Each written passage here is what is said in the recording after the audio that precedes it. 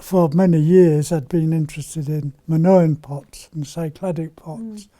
And then I came across an article on Pueblo pots. I was heavily influenced by Gabriella Koch, particularly her building technique.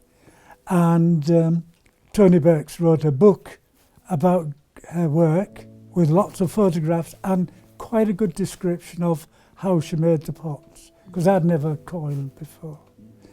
So we certainly started doing very much Gabriella's technique. We use a mixture of porcelain and a sculptural clay by Valentine. The sculptural clay is GT material and the porcelain is Audrey Blackburn. So we put that together. I use a technique that I suppose was Pueblo technique of doing the base in a mould. So that establishes a good symmetrical base. I tend to make those quite robust. They've got a lot to support.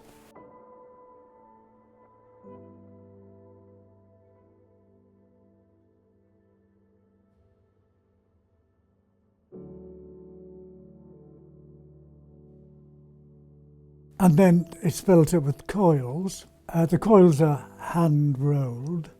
The coils are then flattened,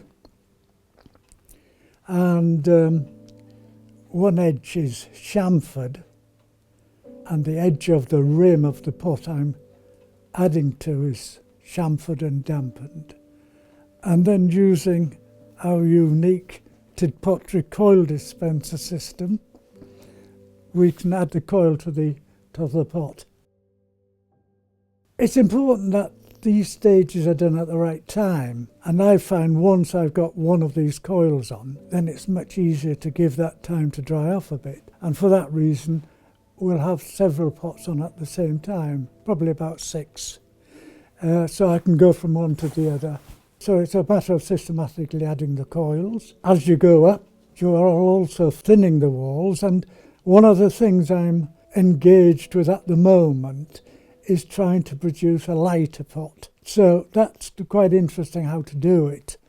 I can use a couple of stones, one on the inside and one on the outside, and go around the pot systematically thinning it that way, scraping and also surf orbing it.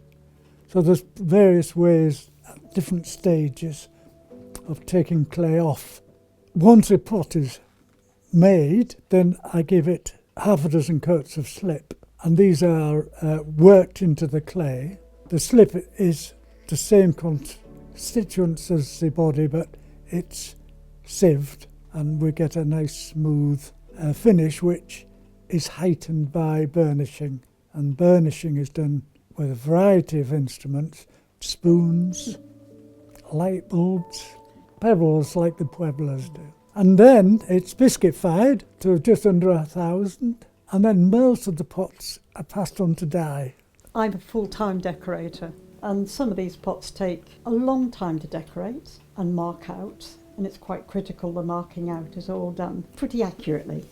And it's really measuring the pot around the widest points, and then with that you can discern how big you want your pattern to be. With most of the designs we do, probably get about 12 sections going round, sometimes it's 14, and we just create a grid system and fill it in.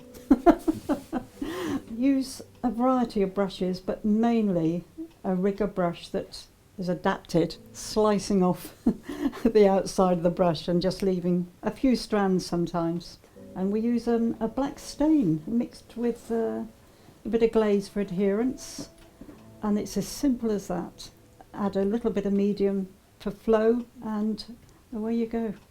I've adapted some of the ants patterns to suit myself. Some of them, I think we've got a couple of pots here that have been greatly influenced by a person called Bridget Riley, who way back in the 60s had these optical illusion pots.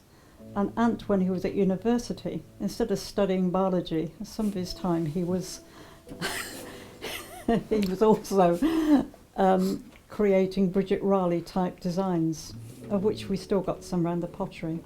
And now they've been adapted to go onto the pots. a pattern on one, let's say a tall vase shape pot. If you put it on a more rounded pot with a funnel, it'll look totally different. So you can use the same pattern and just put it on a different shaped pot, which is brilliant, really, because it means that you never get tired. They're always fresh. I get such a kick out of coming across pots that I admire. I mean, I'm very into music and painting, but I think pots have the edge. I find them exciting, and the more we do and the more we get around seeing what other people are doing, it's a great feeling to be part of it. So I recommend it. Yes, so do I. Yeah. So do I. Yeah.